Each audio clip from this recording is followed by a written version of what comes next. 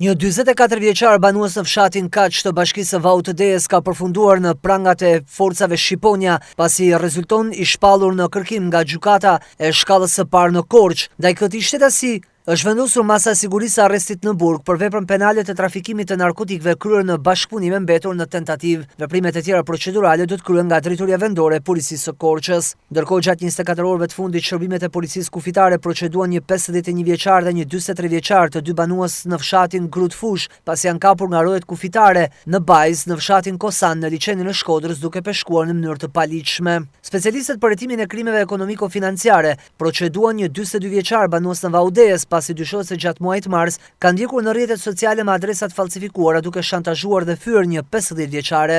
Specialistët e qarkullimit rrugor proceduan në gjendje të lirë një 69 vjeçar pasi u kap duke drejtuar motomjetin në efektin e alkoolit dhe përpasoj ka humbur kontrollin duke pësuar aksident.